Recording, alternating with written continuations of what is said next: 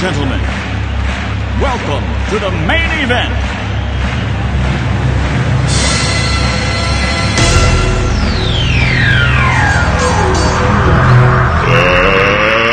Let's get ready to rumble!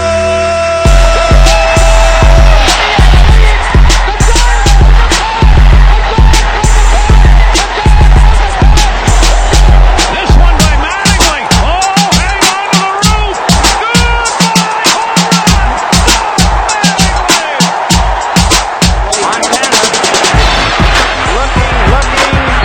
Long in the end zone. 5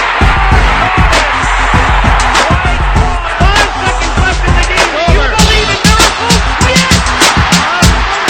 Little roller up along first. Behind the man. It gets through Buckner. Here comes Knight and the Mets win it.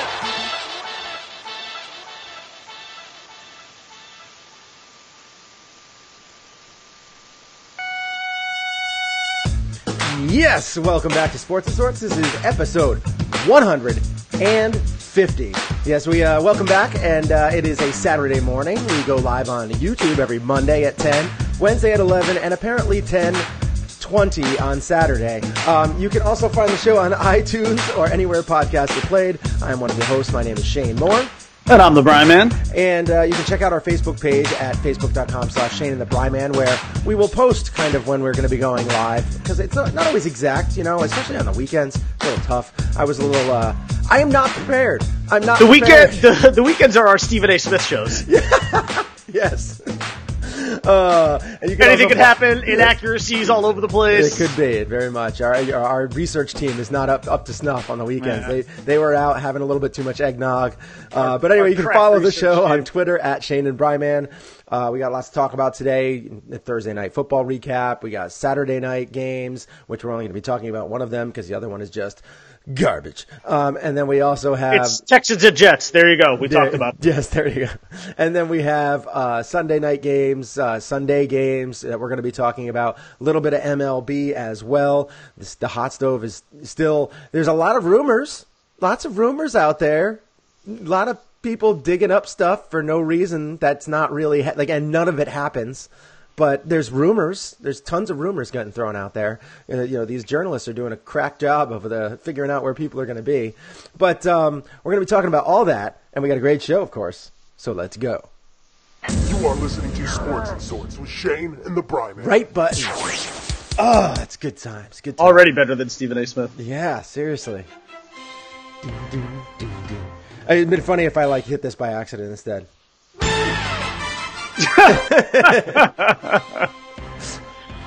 All right, so Thursday night football recap.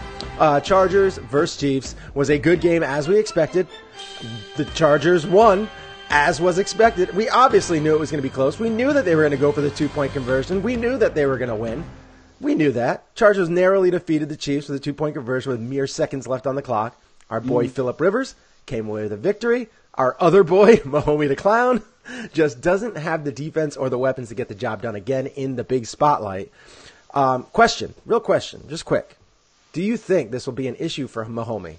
Do you think that big game spotlights, these big spotlight games, not getting another W? Now he's done this twice against 2 LA teams that are really good. He also lost to the Patriots. Do you think this is going to be something that might haunt him, or that he's going to have like that Phil Mickelson kind of syndrome where, he's the greatest quarterback, but he can't win on the big game? I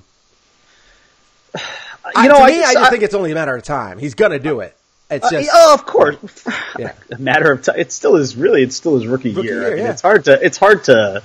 I can't until the postseason will tell all. As of right now, I can't kind of pass any judgment in any way, shape, or form. The only thing I would say is the one thing that would concern me, the thing that kind of always concerns me when it comes to regular season versus postseason, and I say this in baseball all the time, I am always concerned with the things that haunt you in the regular season coming back to bite you in the postseason. That's the thing that always concerns me the most. Other than that, I don't know. The guy is ultra talented. he will be, those talents are going to be on display in the big stage in January. Mm-hmm. And I'm looking forward to watching it one way or the other. You know what? I mean, part of me doesn't even expect the Chiefs to get out of the first game just because there's a learning curve here for them. That is the natural ascension of all football teams. Football is it's hard to go. It's one thing to go from worst to first in a division, but it's hard to go from like worst to first being like maybe like a bad or a middling team to a Super Bowl winning team. I expect that Patrick Mahomes is going to have to go through. He's going to have to run the gauntlet, that career gauntlet where he has to work his way up to a Super Bowl and winning a Super Bowl. I just don't think it's going to happen right away for him. And so I expect mistakes in the postseason.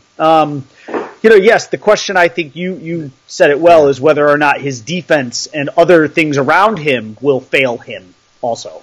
Yeah, and to me, he has like the Brett Favre. He's like a Brett Favre. He is a Brett Favre, is what he is. He's got a cannon for an arm. He doesn't mind getting hit. He runs around, tries to free up so he can give his receivers as much time, and he makes amazing throws. And he does no-look passes. No-look passes, throws with the left hand. Like, he is so fun to watch. He's very creative. Very creative. And that's part of his game. He's, that's just what he does. And that's kind of what Brett Favre did. Now, I really do think, and this is huge praise to put on such a young quarterback, but like, he is Brett Favre 2.0.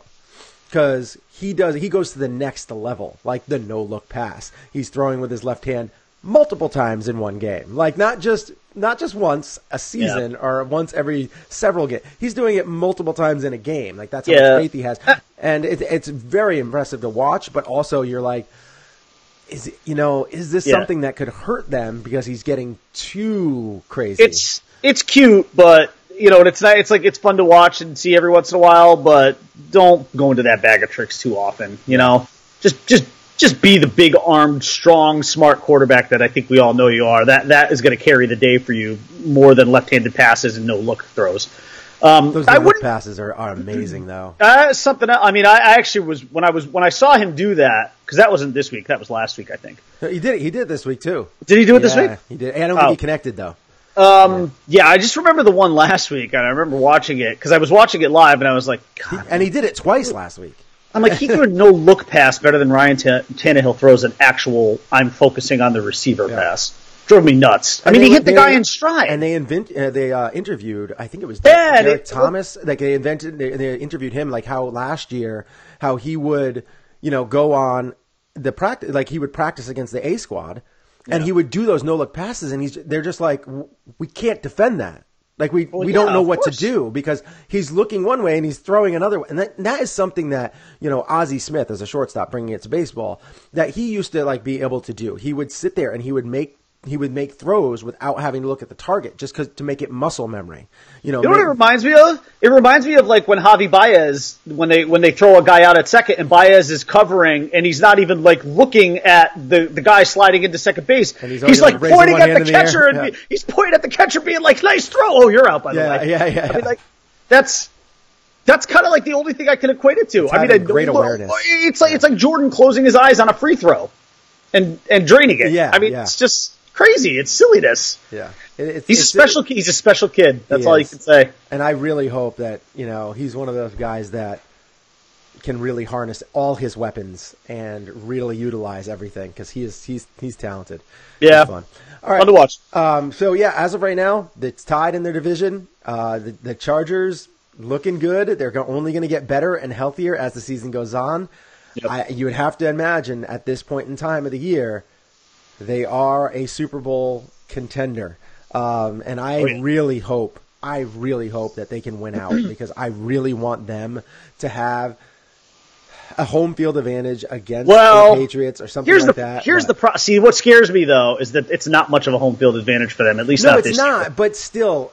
25,000 people in the stadium, and I hate to break it to you. Like, but would you rather the Patriots? Would you rather have Phillip Rivers in the cold in New England, or would you rather have him? No. Yeah. So I mean, that's what I mean. Absolutely. That's what I mean. It's still better than, even though you don't have home field. Anything is better than having to go through New England to get to the Super Bowl. In the cold. Because if you have to do that, you're not going to win. The Patriots have shown us that they are not going to lose that game. Yeah. They won't. And that's actually the only other thing I think that scared me a little bit about the Chiefs losing this game. Because the Chiefs actually pretty much could have wrapped up home field for the most part if they had won this game. Now they've brought themselves back into a pack. Because the Patriots are lurking, the Texans are lurking. Obviously, the Chargers now basically control their own destiny. I think if they win out, I think the path to the Super Bowl goes through them. Yeah.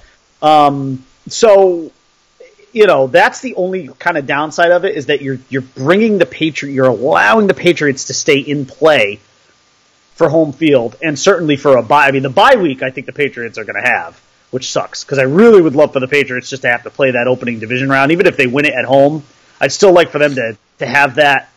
I don't want the Patriots to have time to recover from anything, Yeah. I want the Patriots to have to play games.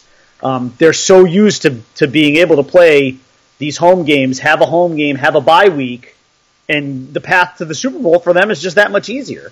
They're probably still going to have at least one home game. So, the pressure to me is on the Chiefs and the Chargers. Just keep winning, and you keep the Patriots at bay, and you make them have to go through you to win, to get to host the AFC Championship game. And they don't have an easy road ahead of them either, because, they have to play the Ravens, which are, they're a tough-nosed defensive team, and they have that new versatile weapon in Lamar Jackson. And then then they're going to be playing Chicago. Thankfully, the Chargers are at home against the Ravens, but like we said, it's not a huge advantage. No, that's tough. Ravens are tough. And then they have the Broncos, who, as a 500 team, that's about what they are. There is a chance. They do have a good defense. They have Von Miller. When you have Von Miller, you can win. You can disrupt the quarterback. And no matter what, in this day and age, in the and I'm going to kind of lead into the next game that we're going to be talking about, the Saturday Night Football, Browns versus Broncos. When you have a good defensive unit out on the field, like the Broncos, when you have a Von Miller-led defense or a Khalil Mack-led defense, somebody like that, there's always a chance for your team to win, because when you can get to the quarterback and disrupt them, there is a good chance that you are going to give yourself better opportunities to win. And in this league, when they do whatever they can to protect the quarterback, it's more and more rare that the quarterback is going to be disrupted. Like we saw it with Goff when he was going against the Bears. He was constantly under pressure, and therefore he kept on making mistakes. Yeah. Now, this could happen in tonight's game, the Saturday night game with the Browns versus the Broncos, and it could happen with the Chargers too. When you have Von Miller there and he's constantly getting all over the quarterback, and I think that's going to happen tonight with Baker Mayfield. You're going to have their defense getting on him. Yeah. And I think that's going to make him mistakes, because you've had several in the last couple games. Baker Mayfield has played very well. He's thrown a lot of touchdowns. He's been throwing a lot. And I think tonight you're going to see a little bit of difference. You're going to see a different Baker, because I think you're going to have him under pressure. I think this is going to be a close game, and I do expect the Browns to win. That's who I'm going to take. I think that it's going to be close, but it's not going to be super high scoring. I think we're looking at somewhere around like the 27 to 23 range, 21 range. I do think the Browns are going to win. I just don't think the Broncos, after losing Emmanuel Sanders, who was their biggest offensive weapon, especially throwing the ball in the air, he was their biggest weapon, and now he's gone for the year. He's on IR. I think that the Browns are just they almost have to win this game. They do have. I guess they do have playoff implications still. Like they do have a chance to sneak in to get the wild card. Both of these teams do. Right. They're outside chances because they're both 7-loss teams. Yeah. I think it really hurts the Browns that they've got that tie. That actually really does kind of kill them, because they'd have to win out and they need help. Same with the Broncos. The Broncos have to win out and they need help. There's just too many teams in front of them that they have to leapfrog, and those teams would all have to lose. So. Even my lowly Dolphins are in the hunt. They're basically, they're not tied for that last playoff spot. The Ravens have it, but the Dolphins do control their own destiny in the sense that if they won out, they could get in. they would get in, actually. At 10-6, they would get in. But yeah, this game, I'm with you though. I like the Browns. You didn't give an official score yet. You can do that in a second. I'll tell you mine first. I do like the Browns. I like the Browns because I kind of like their balance on offense right now. Defensively, I like them a lot. I think they're a good team. The weather in Denver, regardless of what it is tonight, will not impact the Browns in any way. They're used to that kind of weather. I don't know.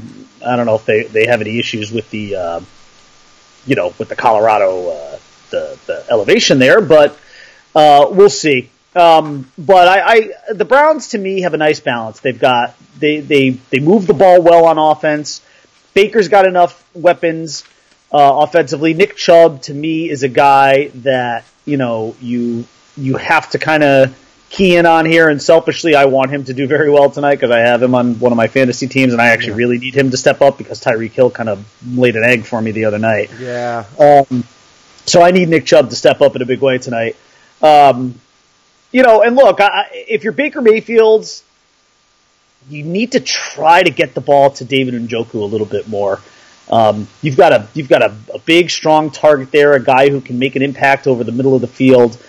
And I think in a game like this, he may have to. I think this could be sort of like an Njoku, Nick Chubb kind of game because I think it's going to be, tough sledding for the Browns offense. This is still a decent defense that the Broncos have, and they're playing at home. Yeah. And that place is going to be pretty rowdy tonight. I mean, there's not a ton on the line for the Broncos. Again, they have to win out and they need help. But you know what? Home crowd, close to Christmas, it's cold. That place is going to be pretty fired up. Mm-hmm. Saturday night game, they're in prime time by themselves. So I think the Broncos are going to be jacked up. But listen, if you're Baker Mayfield, this is kind of the next step in your maturation. You want to be able to put on a good show tonight, show that you can win primetime games like this. Is this the biggest game ever for him? No. It's the Broncos on the road. You're both 7-loss teams with, a few games left to play. But for him, it's a showcase game. And I've always been impressed by Baker Mayfield's moxie, and I think that this is the kind of game where he'll show up. Or he could get absolutely trounced tonight, throw 3 picks, get sacked 4 times, and just look like, he took 1 step forward and 5 steps back. But I don't expect that to happen. I expect the Browns to play well. Again, their defense will keep them in the game. I don't see it being very high scoring because I do think both defenses will play well. But I've got this one 19-13. Whoa, that is low, yeah. Browns. All right, 19-13. Yeah, I'm a little bit lower than on my official score. I just looked at it. It's I have it at Browns 24, Broncos 21.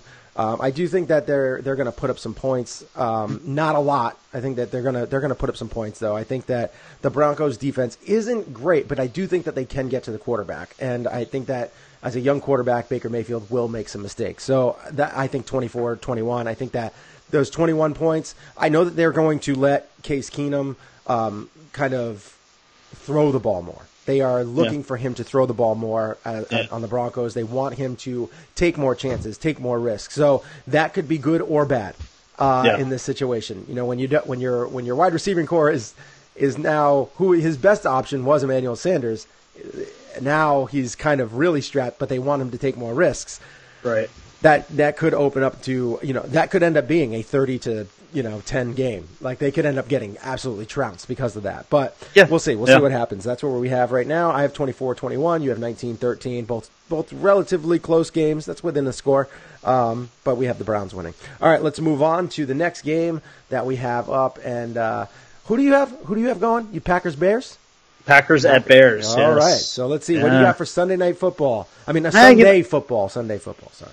I have been bullish on the Bears all year. I think the Bears are a real quality team. I think they're a team that could do some damage. It would not shock me in the NFC if that team somehow managed its way to an NFC Championship game. It really wouldn't. I have been on the Bear bandwagon for the entire season. I'm a pretty big believer in their defense, obviously. I really love Mitch Trubisky. I think I think Mitch Trubisky is going to be, for many years, a top 10 quarterback. I don't think he'll ever be an elite guy. Like I don't think you'll ever put him in that top 5 conversation. But I do think that he's going to be somewhere between like. I think he's going to be better than Dak, huh? Oh yes, I absolutely think he'll be better than Dak. Yeah. Wow. And I don't hate Dak as much as you do, but I don't. But hate I think him. Hate is a strong word. I'm not as down on Dak as you are. There you go. But I think I like Mitch. I like Mitch Trubisky's skill set because he's multifaceted guy, but ultimately I think he's got the arm for the NFL. And he's got weapons. I think over time you're going to see him and Trey Burton maybe form the kind of quarterback relationship that a guy like Wentz has with Ertz or that Brady has with Gronkowski. I think he will reach that level, and I think it's so important in today's game that really good quarterbacks have really good tight ends to help kind of get them to that next level too. Because the way the game is played now, tight ends are a big part of the game. Look, the other thing to keep your eye on in this game for the Packers is Bart Starr. I mean, Bart Starr is I tried to get through it. I couldn't do it. Sorry. Neil O'Donnell has been really leading this Steelers team. I'm going to be talking about the Patriots Steelers. But I mean, you really got to keep an eye on Bart Starr. He's just he's an amazing quarterback, a tremendous skill set. Nah, I can't do it. Unfortunately, I don't have Stephen A. Smith's natural knack for not knowing when I've screwed up. No, I like the Bears in this game. The Packers are just really not. What are they playing for at this point? They should not be playing to try and help Joe Philbin keep this job permanently. I'll tell you that much. Yeah. If they know what's good for them, they'll lose out because you don't want that guy anywhere near being your head coach. From personal experience, I can tell you that is not a path you want to go down. That would be the worst situation for the Packers. It probably would be. Because why not try and, suck for the rest of the season, get yourself a better draft pick, and get Aaron Rodgers somebody else? You have a small window here with Aaron Rodgers that's left. I would say, realistically, 3 great years and maybe 2 more solid years after that. But your Super Bowl window, I think, for Aaron Rodgers is 3 years. Yeah, I mean, to surround him, a couple. You need to surround. If you want to get that guy one more, because really, I mean, yes, he's got 1, but having 2 for him would really, really, really put him in a different stratosphere. And if you want to do that, you need to surround this guy with some talent. Look, we all know the mentality of a football player and a coach. They're not going to lose games. They're going to throw games away. But here's the bottom line with this game tonight. Are the Packers a better team than the Bears? No. If this game was in Lambeau, I'd actually give the Packers a better shot, but it's not. It's in Soldier Field. I like the Bears tonight. I don't know if I like them big, but the Bears just kind of keep pulling out wins. They they surprise you throughout the year. I thought they would beat the Rams in that game, and they destroyed the Rams in that game for the most part. I mean, they didn't destroy them, but they really kept them at bay. And that Rams offense is 5 times better than the Packers offense. So if you expect the Packers, just because they have Aaron Rodgers and not much else, to go in there and light the Bears defense up, you got another thing coming. It's just not going to happen. Rodgers needs some help. He needs help on defense. He does need more guys on offense. He's got one of the best receivers in the league in Devontae Adams. Randall Cobb is an older guy. He needs more weapons at some point. The Jimmy Graham experiment did not work. I would borderline call it a failure. It just hasn't worked out. We know how Rodgers is with his trust level. He's got to work his way up to trusting guys. Yeah, they're going to have to do some serious connecting in the offseason. So, yeah, they will. So my final score for this one is going to be 26-20 Bears. But I don't really think it's going to be that close. I actually think it's going to be one of those things where the Packers score a late touchdown, like a garbage time touchdown to make it look that close. And then try and do an onside kick or something like that. Maybe. Yeah, something. Maybe. Yep. All right. Okay, so I have the Patriots versus Steelers. This one for me was easy. I feel like the Patriots are a far better team, and this comes down to the two coaches here. You have Belichick, extremely prepared for almost everything except for the last-minute miracle, Miami Miracle. They extremely prepared for everything. I think that they are going to be even more prepared than they usually are because of the embarrassment that happened last week. And then you have the Steelers, who never seem prepared for anything, especially in a big moment. And I think that this is going to be one of those things that this is going to be this decline at the end of the season for the Steelers, losing big games and losing in crunch time. Yeah. I think that this has to be the nail in the coffin for Tomlin as a head coach. And it comes down, it's the Mike McCarthy situation here. You have a head coach that sits there for a long period of time. There comes a time where it just ends up becoming noise. All the stuff that he's saying, you don't really buy into it anymore. He's been there forever. Yeah. It's time to, you have a chirpy Big Ben. You have a chirpy Antonio Brown. You had, Le'Veon Bell, who was chirpy, and just offensive linemen and defensive people. They're all just chirpy, and because they don't buy into what the head coach is selling anymore. Yeah. And I think that's what it comes down to. I think the Patriots are just going to come in here and absolutely annihilate them. I'm not even taking into account how the Patriots have just destroyed the Steelers. They are like 11-2 or something. And this game's in Pittsburgh, right? Yeah. And I don't even care. I think the Steelers are going to get embarrassed. I'm not picking this game, but I'm with you. I'm with you on the analysis, though. I think the Patriots are going to beat them pretty soundly. They are going to get embarrassed. The Steelers are going to just get absolutely beat down. They have been. This is not a rivalry. This is two teams that play each other that are usually pretty good, but the Patriots always come out on top, and I do not see it being any different. Here's a question for you. Do you think the Steelers are going to win this division?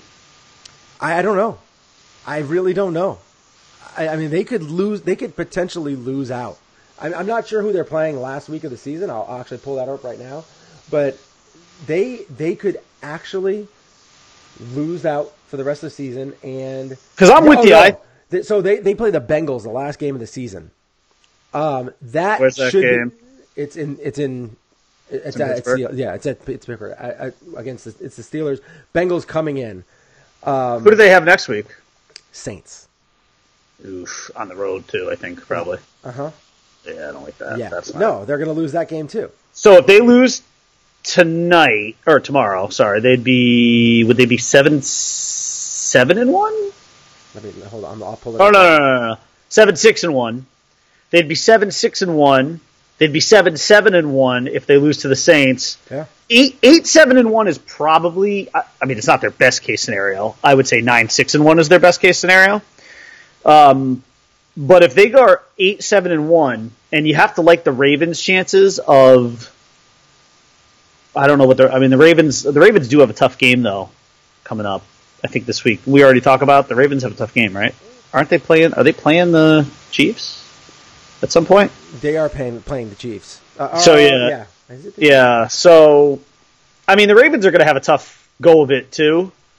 But let's put it this way: if the Browns win out and the Steelers lose out, the Browns would be they would be tied.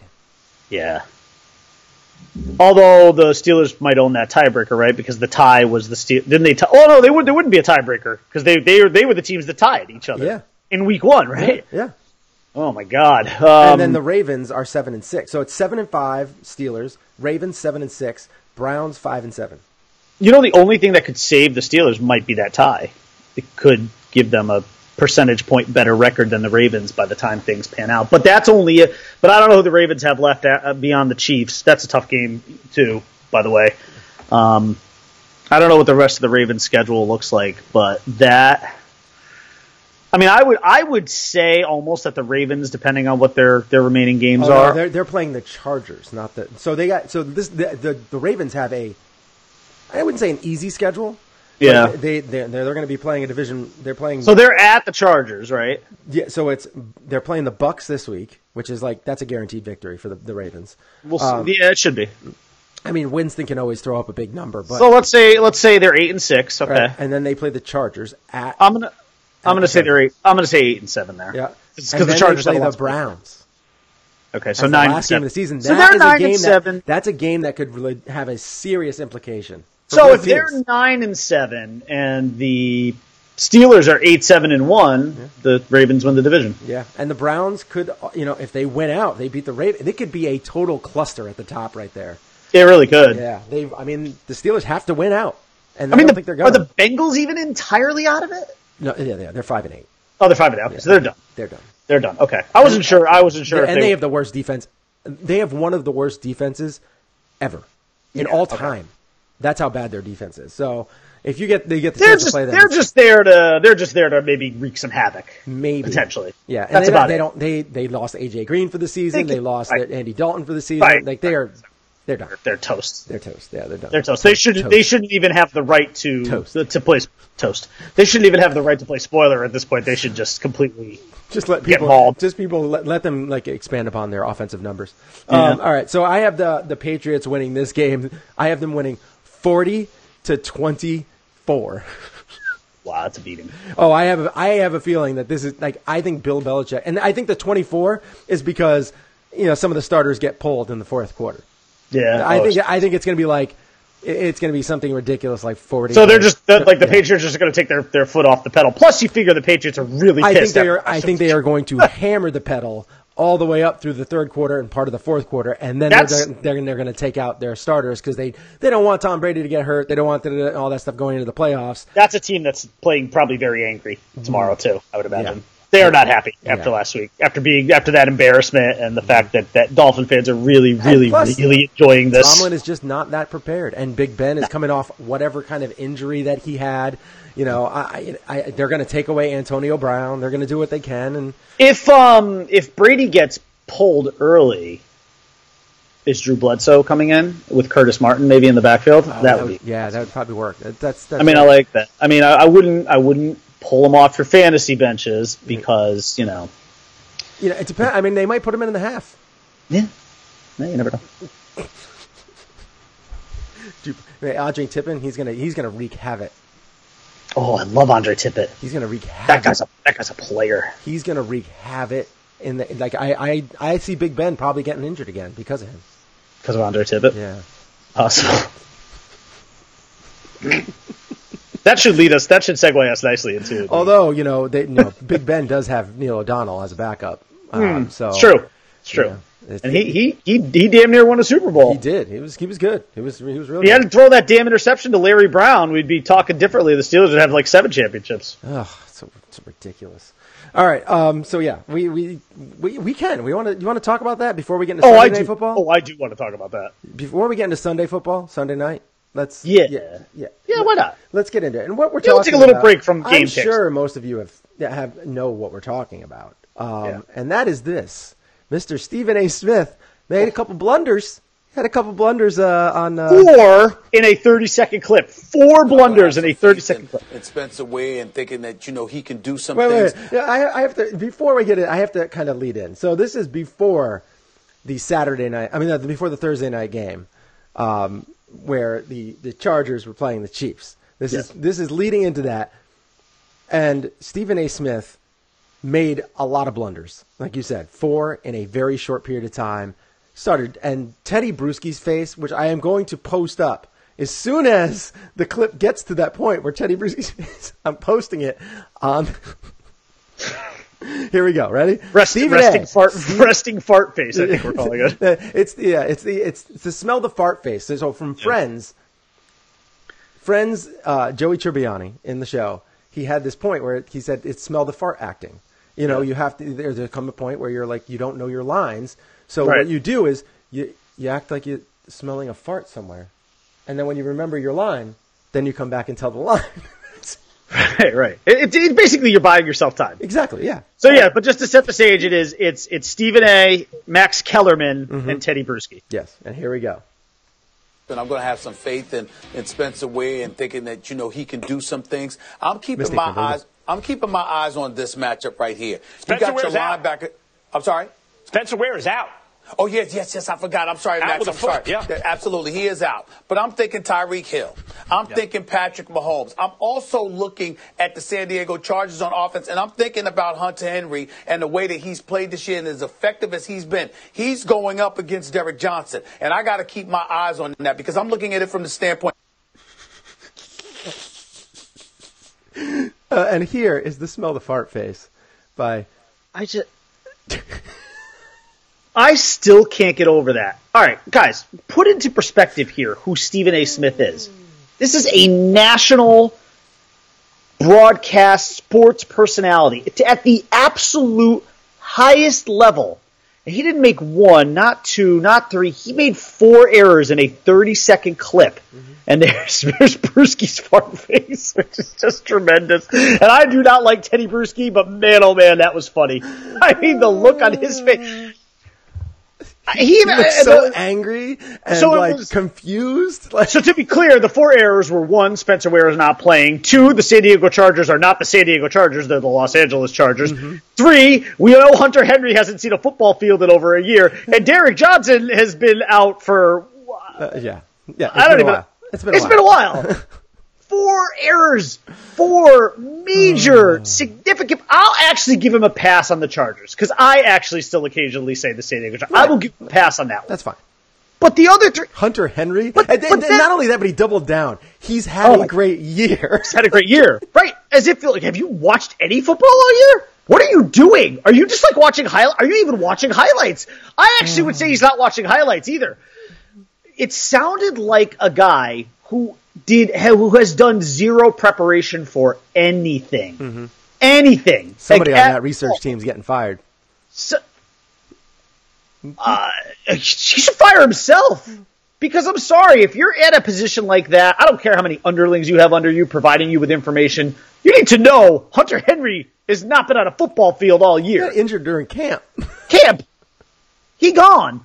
Actually, and what was funny about it is when he did it, it started like a flurry of activity on fantasy waiver wires because people were all of a sudden looking up Hunter Henry. And then there was a big talk about is Antonio Gates going to come back? Are they going to bring him back? And they did.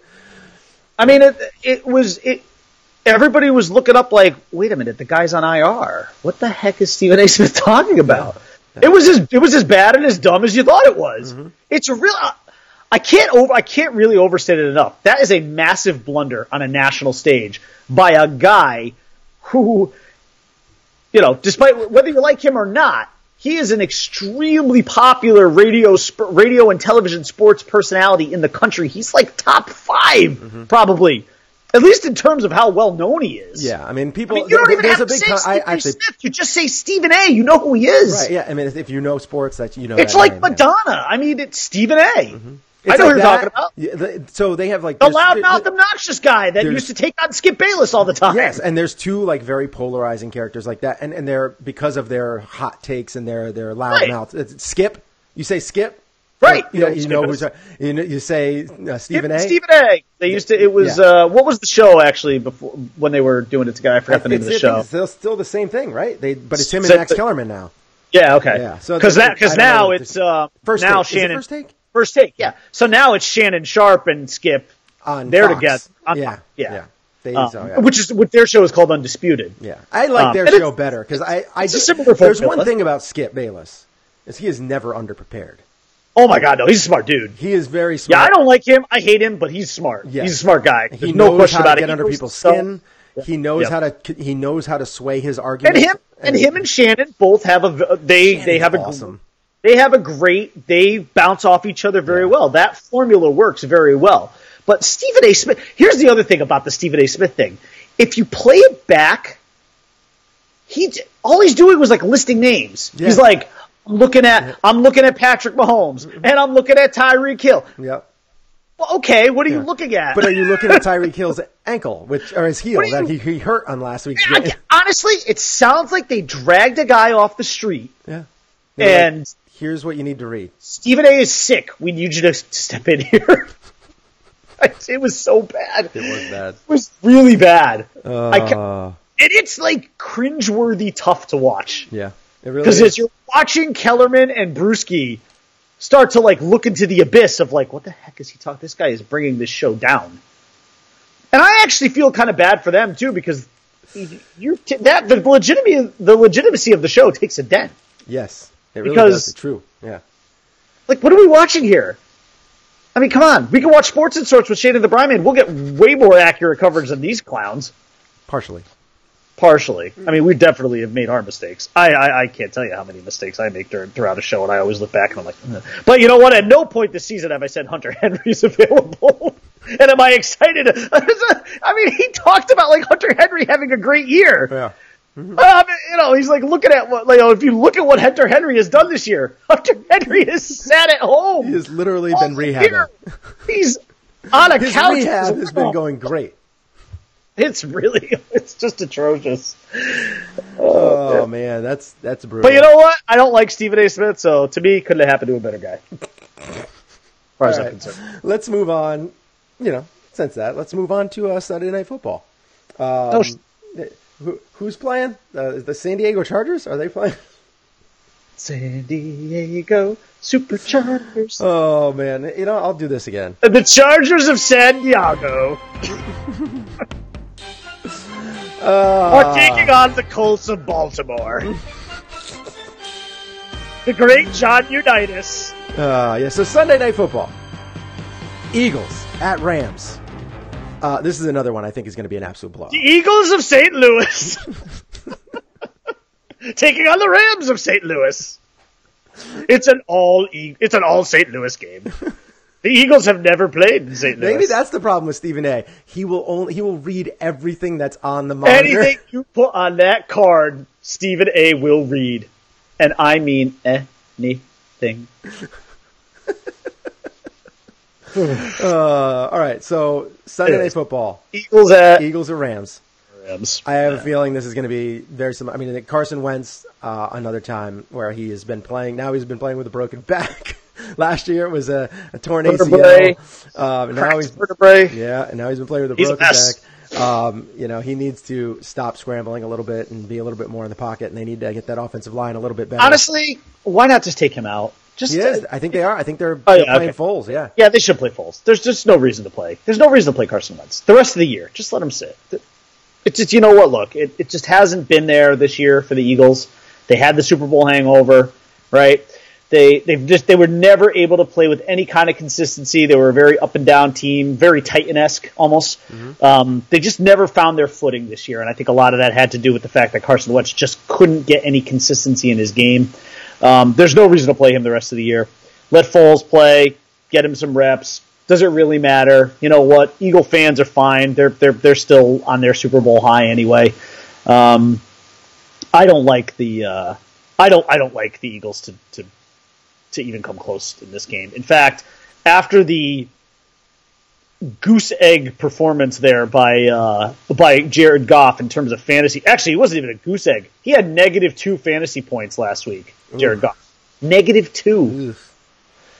Glad I didn't play him. I mean, that's like, and I did play him. Mm-hmm. I actually still won that week, by the way.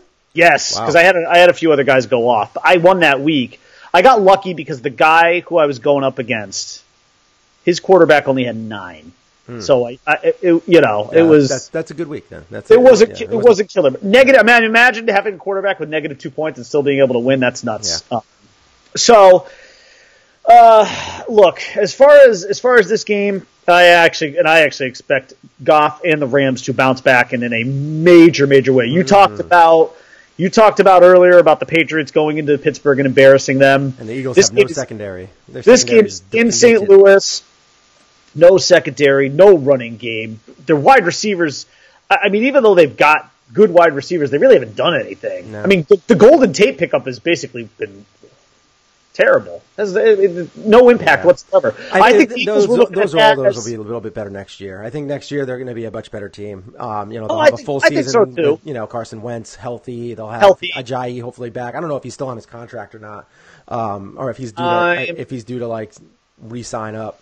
But I would imagine this is the end of Ajayi's. Like this would probably be the last year of Ajayi's rookie contract. I think so. He's probably a free agent. Yeah, I would guess, but he's not going to get a big deal because he's been hurt. He got hurt this year. He hasn't really had any great seasons. He's had like a couple with Miami, but he came into the league with an injury history. I mean, he came into the. I think he was at Boise State, and he had knee problems right from the get go. He had already had multiple surgeries. So for him.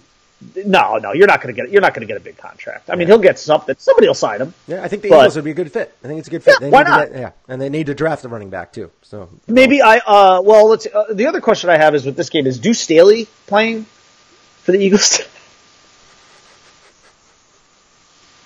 I keep trying to do it with a straight face. I'm really trying. Like, I want to try, and I just it's not happening. Ajayi's going to play like a boss tonight. He is really gonna. He's gonna set it to them. He's gonna stick it to them. Well, I think the other matchup to watch is Keith Byers coming out of the backfield for the Eagles. I think that's wow. That's a throwback. Okay. Wow. Yeah. All right. All right. So what do you got for a score? A lot to a little. I got the Rams getting into the 40s on this game. 41-16. Just a bloodbath. Whoa. Well, I expect the Eagles to score because the Rams, you can score on their defense. I don't. They can, but I think the Rams are just going to be like a man on fire tonight. I think they're just a pissed off team that last week I think really rattled their cage. Yeah. And I think they're going to take it out on the Eagles. I do too. I think it's going to be 38-24. I think the Rams, all for the same reasons. I think Donald's going to be wreaking havoc. I think so. If you there's a lot of fantasy implications here. I don't think Gurley's going to have a huge game rushing the ball, but I do think he's going to catch the ball out of the backfield. I do think that Goff is going to throw a ton. I think he's going to have one of those games that's going to be approaching 400 yards through the air. Good. I think he's going to have like music to my ears. 3 touchdowns, maybe 4. I think he might throw a pick. He might might have a fumble or something like that. But I do think he's going to have. I have him going. I had him or Tom Brady that I could throw. Last week, I took Goff out. I put Brady in. This week, I'm taking Brady out and I'm putting Goff in. Because even though I think that the like I said, the Patriots are going to stomp the Steelers, I think it's going to be more spread out than it will be than it is with this game. I think that the Eagles, their best component of their defense is their rush defense. So that's why I think that Gurley is going to have an okay game on the ground, but he's going to have a lot of yards from scrimmage, basically. But just he'll probably have like something like 70 on the ground, which is I own him. I think that you should still own him. I think he will probably get one in the end zone as well. So, but I have 38-24. Okay. So, all right, now let's shift. Let's shift over. We're going to get out of NFL, and we're going to talk a little play ball. Or should I?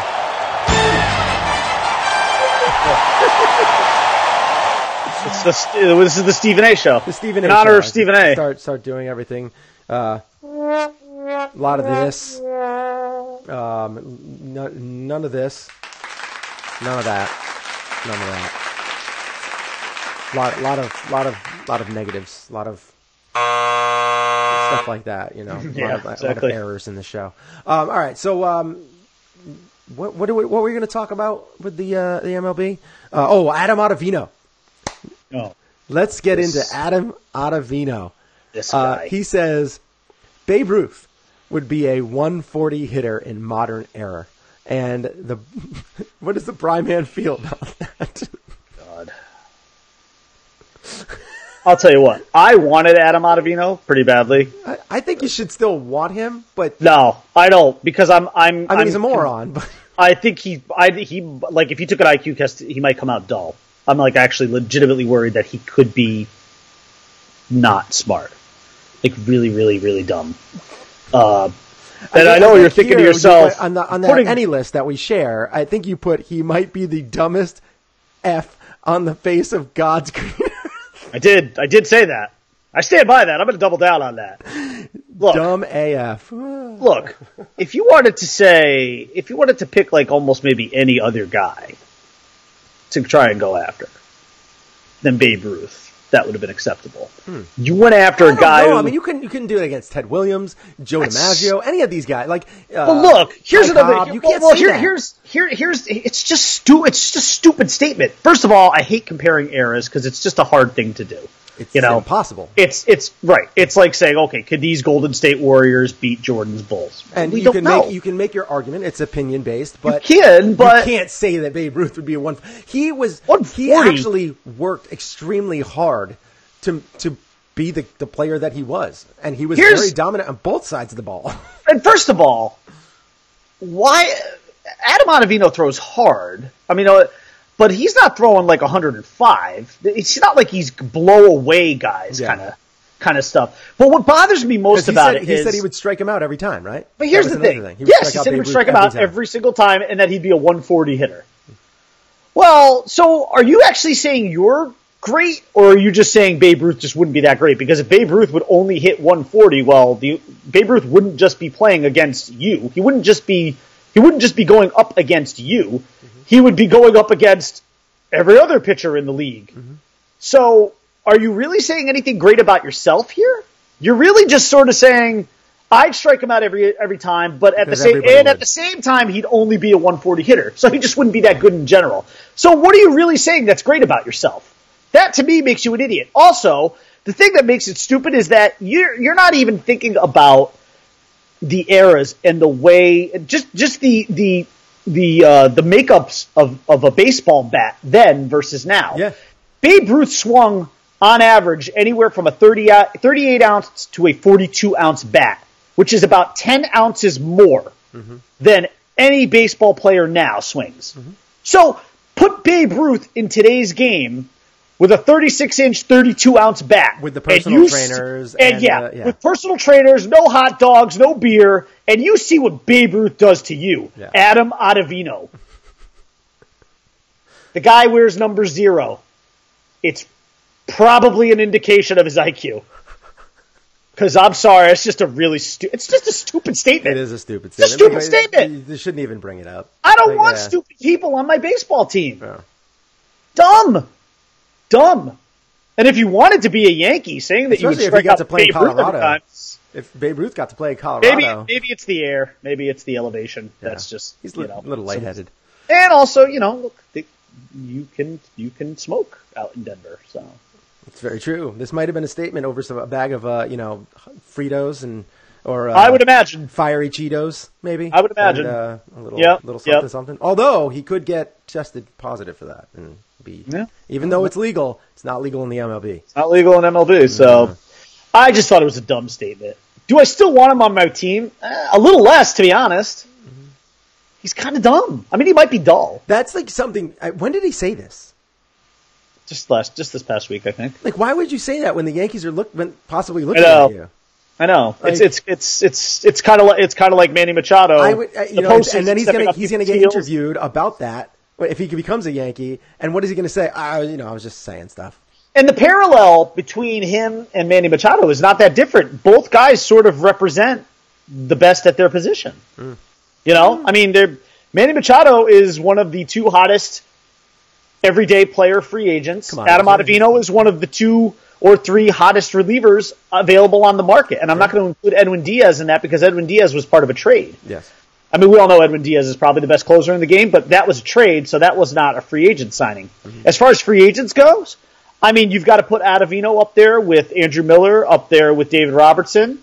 I mean, those are all, and Zach Britton, those are probably your big 4. And I would argue that Ottavino is probably the most desirable of the 4. Yeah, and I don't think the Yankees need him anyway because, they have Mariano Rivera. Right.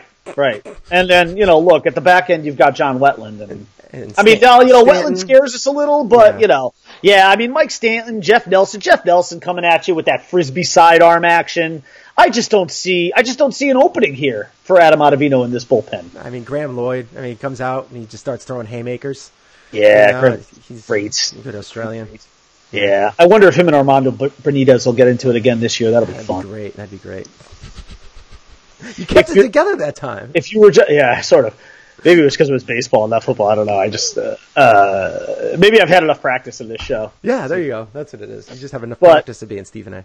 Honestly, at this point, I will take a hard pass on Adam Ottavino, and I'll gladly take like Zach Britton back or Andrew Miller or David Robertson. That's what I want. Like, I don't understand what's taking everything so long. Like, make a damn move. Well, the relievers, in the reliever market, I think is being driven by the fact that none of these big 4 guys has signed. I think once one goes, then the dominoes will start to fall. So we have Stephen Canoff. I'm sorry if Are I'm the Yankees making any big splashes? I think the biggest splash that you can expect from the Yankees would not happen until, wow, that was surprising. This thing hasn't come on in forever. I think the biggest splash you could expect from the Yankees at this point would not come until January or February, and that would be in the form of either a Manny Machado or Bryce Harper. And I think that's just because it's going to take that long for their markets to play out. Because these guys are going to sign record-breaking deals, most likely. Their agents hate each other, which means they're going to keep both of them on the market as long as possible and try to get as much money for each of them as possible. So if by big splash you mean getting a guy like a Machado or Harper, maybe, but I don't expect that to play out for at least another month from now. Which is crazy to me. I mean, whatever. The Manny Machado, I don't think Manny Machado is, like I've said on many of the shows before, Manny Machado is not a great fit. I think Bryce Harper is actually a better fit, even though I don't really think they need either one of those guys. Well, I would agree with that, only because, despite what Cashman has said about 6 outfielders, which is, like, we talked about that the last show, that is sort of a farce, because 3 of those guys... They need a 6-man rotation, not a 6 outfielders. Yeah, right. But I would agree with you, though, because the thing with Machado that you have to remember is that when Didi Gregorius comes back, Manny Machado's presence then pushes somebody out of that infield. Mm-hmm. Yeah. Unless you're moving Andujar to first base, which I just don't think you're going to do. But even that requires a Luke Voit or Greg Bird to the bench, kind of. Not that that's a big deal. But is that really where you want to put Andujar, though? I mean, if he's a liability defensively, do you really want him over at first base, too? I know it's an easier position to play, but the bottom line is Manny Machado's presence forces somebody probably off the team. Harper in the outfield actually would not. I think Harper would be your first baseman. I think that's where he would go. That's the other thing, too. That's the reason. Harper could either play first, and that doesn't force anybody off the team, or he plays in left field, and that doesn't force anyone off the team either. If he plays in the outfield and Greg Bird doesn't work out again. And if Greg Bird doesn't work out again, if you want to try and do it again, you put Greg Bird in there, you bat him like 7th or 8th, and then you have Harper in the outfield until it doesn't work out with Bird again, and then or when he gets another, he stubs his toe and he's out for 6 months. And if you're Bryce Harper and you love the Yankees as much as you say you do, would you care if they put you at first base? There is a long and very storied lineage of Yankees first basemen that you would be following in the footsteps of. So I don't think that that's such a bad thing for him. Now, does he want to be in the outfield? Yeah, he probably prefers to be in the outfield. But I don't think would he necessarily? If he's going to get $350 to $400 million, does he really give a crap? And he would preserve his career longer. And that's the other thing I was going to say. The other thing is you put him at first, you're adding years onto his career, especially with the way he plays, because he does play hard. And with all of that, I mean, you had mentioned Manny Machado. There's news about, Yonder Alonso getting signed, who is... look, if you're the White Sox, here's the thing. There are 2 things about this, though. If you're the White Sox, this is a smart move, because if you're Chicago, you have to pull out all the stock. In addition to probably having to throw the most amount of money at Manny Machado, you got to try and do some other things to entice him. Trading for his brother-in-law is probably not a bad idea. I mean, you kind of might think, oh, well, that's cute, right? We're going to do this to try and learn Manny Machado, but it might work. Here's the other reason why it might not work, though. I don't know how many years Yonder Alonso has left on his contract, but he's not a long-term fit. No.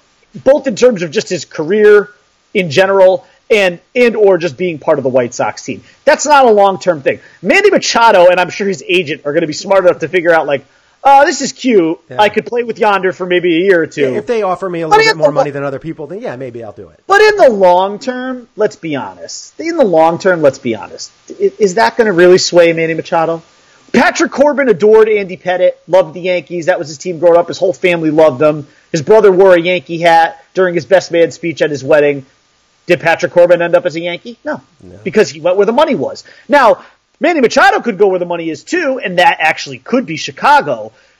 But again, if Manny Machado wants to be a winner, and if he has any desires to be a champion, I'm sorry, but the White Sox are a long-term project for him, and that's just not. You could have 8 other Yonder Alonsos on that team. That team is just not there. They're not there. That team is at least 5 years, which would put Manny Machado well into his 30s at that point. I bet you they could get there sooner than that. Maybe, but they could. With Manny. There are some fits. I mean, there are fits in different uniforms for there's certainly a fit. There's certainly a fit there. I mean, the Chicago White Sox there's nothing off limits there. I would imagine I mean, they've said they're not going to trade Abreu, so I would imagine Abreu is there for the long term. But that's two good bats to have in the middle of your order. No, there's no doubt about it. And I will say this: in that division, you probably could compete relatively soon, especially if the Indians get rid of either Kluber or Bauer, which they will. I would not be surprised. That's something the Yankees I could see still happening because depending on how things shake out with other things, I think you could see then Andujar maybe being in part of a trade for a Bauer or something like that. Yeah, and then again, I don't want Bauer. I hate Bauer. I can't stand him. I don't say I hate many people, but the comments that he makes and the he's just a quirky. He's a quirky weird guy. He's a weirdo. I'd rather have Kluber. Kluber's got a lot of control too. He's got 3 years of control. He does, and I mean he's another guy who I feel like now at this stage in his career could also benefit from a 6-man rotation. And we have so many guys in our rotation that could benefit from that. He's also highly incentivized too because his contract has a lot of clauses, a lot of Cy Youngs and stuff like that. Yeah. So that's a guy I really would not mind having. I was kind of lukewarm on him actually at the beginning of the season, but given where the Yankees are now, he wouldn't be our number one for the long term. He'd probably slot into the number one to start. Maybe year, and then you'd have Sevy, and then then you'd go that route. But see, I actually would not want the two righties back to back. I would like to break up that rotation lefty righty as much as you could. That. Yeah. I mean, no, Paxton really. I mean, I still see Paxton as the number. No, as their 2. Wow. No, I see Paxton as their 2. Like I wouldn't mind if you went either Kluber or Sevy 1, Paxton 2, Kluber or Sevy 3. Mm-hmm. Hap 4, and imagine Tanaka as like your 5. Holy crap! Well, I mean, he has proven their most clutch pitcher. Yeah, I mean, he really is. But I'm just saying, what would Kluber for that rotation would be great. But yeah, I mean, honestly, if you're expecting a big Yankee splash, I wouldn't expect it for about a month. If you're hoping for something under the Christmas tree, don't count on it. That's probably not going to happen. It's just too early in the process for big guys. What I would expect in the not so necessarily the big splash area, but in just in terms of filling holes that they need to fill, I would expect them before Christmas to probably get 1 reliever at least, and maybe 2. We'll see. Things have just been moving slow. I think last year set a really, I don't know, it depends on what your perspective is, but it set a certain precedent and standard for how free agency is maybe going to work going forward. Teams and owners are just going to be much more patient. They want the market to fall back to them. They are not going to go out there and dive headfirst into free agency and overpay for guys. And if you look at what the Yankees are doing, look, I know that our buddy Joe Paceno has not been thrilled with the way that the Yankees have operated this offseason because it seems very slow and paced. But first of all, they had a need to get starting pitchers. They have addressed that need. They went out and traded for Paxton, who has ace-like stuff if he's healthy. And then they went and they kind of tooled around a little bit with the Kluber market and or Bauer. They didn't really get an offer that they loved. They had a fallback option. That fallback option was Hap, and they made it work with 2 years and a vested option. I think the Yankees have done fine this offseason. I'm not gonna rip Cashman at this point. If he had walked out of the winter meetings with nothing, it would have been a different story. I would have been pissed. Yeah. But he walked away. Look, he has addressed. They had their 2 biggest holes were that rotation. Yeah. Because I'm not as worried about the relievers as I feel like you'll get the relievers. I was more worried about the rotation, getting those 2 guys. You have done that. So now any other person you get in the rotation, to me, that's icing on the cake. But you do have to go get those relievers. And I don't necessarily know if I care which 2. I would like to have 2 of either Robertson, Ottovino, Britton, or Miller. I really actually would like to get Andrew Miller back. I love that guy so much. Yeah. He loved being a Yankee. It really broke his heart when he was traded. I would love to see him come back. And I think you could get him a little cheaper too. Yeah, just I mean, I think him, up. Britton, all them guys. I mean, having lefties in your pen. Love having lefties in the pen. Yeah, that's something you definitely want. I mean, if they walked away with like Miller and Britton, I'd be psyched. I'd be thrilled. I would imagine they probably want a righty and a lefty, but I'd be psyched. Get 3. Oh, maybe. I don't know. It depends. The other thing, look, and I've said this. Can you imagine having Britton, Miller, and Chapman? Oh God, you're nuts. I have also said this, Steven, throughout the course of this offseason, that the guy I want the most is Marwin Gonzalez. I know you probably wouldn't view that as a big splash. I would, because that's the guy that I have wanted the Yankees basically since the end of this off season, at the end of the postseason, that I wanted them to target. Right. And there are whispers about it. He is absolutely, positively on their radar. Mm-hmm. The only thing that's going to suck is there's going to be a lot of competition for him because of his versatility. He's basically the Swiss Army knife of baseball. He is. And I can see a lot of teams really, really wanting to play in that pool. So, we'll see. The Yankees are still going to make some moves that I think are going to make you happy. I think it's just being patient with the process because after last year, things are just very different now in baseball. It's a slower process. It'll never be like it is in the NFL because there's no salary cap. And the salary cap is really what drives the speed of everything in the National Football League once free agency hits.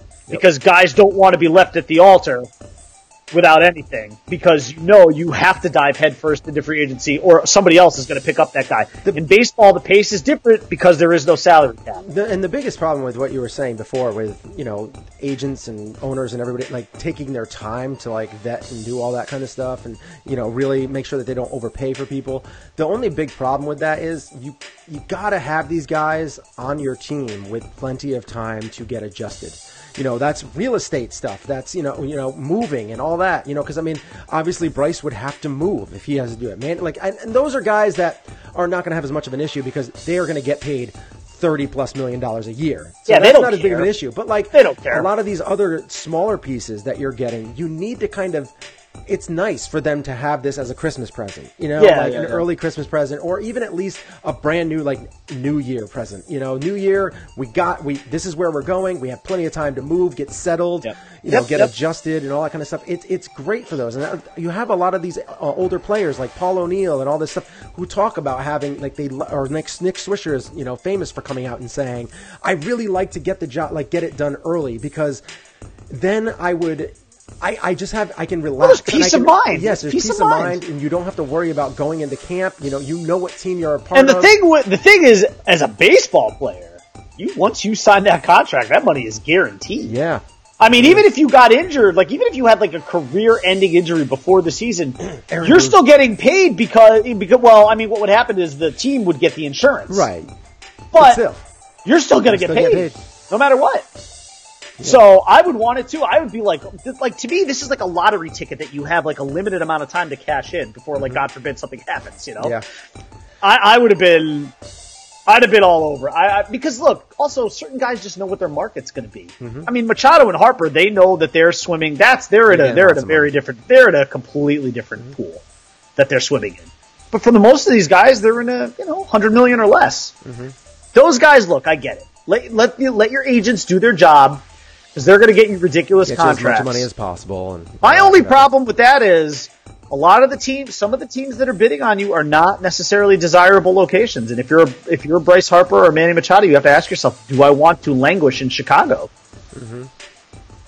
It's tough. It's a really tough situation. I am obviously very biased. I'm a Yankee fan. I don't see that there is another team that's out there that could legit compete with the Yankees when it comes to the lore. No, that's one thing. It's just one of those things that the Yankees are one of, if not the most famous sports team of all time. Yeah. Yep. And you can't get that anywhere else. Here's something that could be very interesting, and I do sort of like the way that Cashman's playing this with Harper because he's basically saying we have 6 outfielders. I don't know why you keep asking me about him. It reminds me so much of the Mark Teixeira thing. Because if you recall with Mark Teixeira, they were not even involved. Right. All of a sudden, he fell to them, basically. Because it got to a point where the dollars made sense. And they were like, yeah. And I remember thinking after that signing, oh, man, this team's probably going to win a World Series because they just stacked up too much. Yeah. Well, no, but they won right away. Right, yeah, in 2009. They won right away. As soon as they signed Teixeira, that was, they only got one out of it, but they got one. Yeah. That was a big deal. That CC, Burnett, and Teixeira, you spent $500 million, but you did it. The championship. You got the title, and it's worth it. Mm-hmm. It's worth its weight in gold. So I really could see one of these two guys falling to them. The Yonder Alonso thing,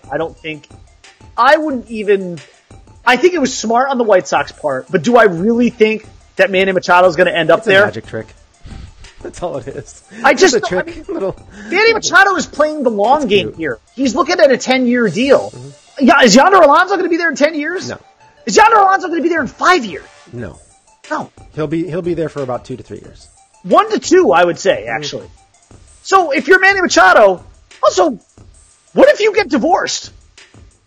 Then do you want Yonder Alonso there as a reminder of your ex all the time? I think not. On that note, you can find the show. This is pretty much half of marriages end up in divorce. Yeah. I'm not going out on a limb here. It's got to be higher in baseball, in sports. The coin, oh my sports, God, it's got to be higher. Manny Machado's hooking up with a woman in every single city that he goes to. Give me. I hope his wife's not listening. Nothing stops that whole train. Oh, Jesus.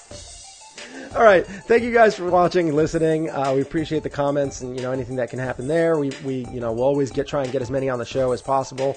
If you have any comments, always leave them in the comment section and we'll get them on the show. This is Sports and Sorts. You can find it anywhere podcasts are played. You can also find us on YouTube where we go live every Monday, Wednesday, and Saturday. Monday, 10, Wednesday, 11, Saturday, 10-ish. We even have fun with our show every once in a while on a part of Stephen A. Smith, where we just make a bunch of mistakes on purpose. And we might start doing it. We might start doing it every show, like little Easter eggs that we'll put in there. We'll start dropping names that you haven't heard in years into some of our segments. Man, I can't wait for it. This year. I mean, they have first base locked up. Tino Martinez. He is. I'm really looking forward. He's got big shoes to fill there in terms of Donnie baseball. But I like Tino in pinstripes. I think he'll be a really good fit. Yeah. I would expect him to hit anywhere from 36 to 45 home runs in that stadium, especially with his swing. I can just see him having a tear, 1 month, just hitting 20 bombs in a month. I could see him doing it. He's just going to go crazy 1 month. Darryl Strawberry, that's a great guy to have as a DH, and he's such a good clubhouse guy, which you wouldn't think he would be, with all his get past issues. But I think the team will really rally around him.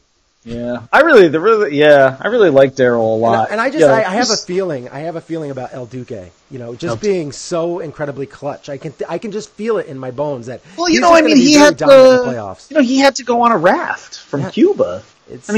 You think this is going to scare him? You think Major League Baseball is going to scare El Duque? No way. He's going to be awesome, man. He's going to go 11-4 in the postseason in his career. You're going to love him. He's going to be such a stud. Such a stud.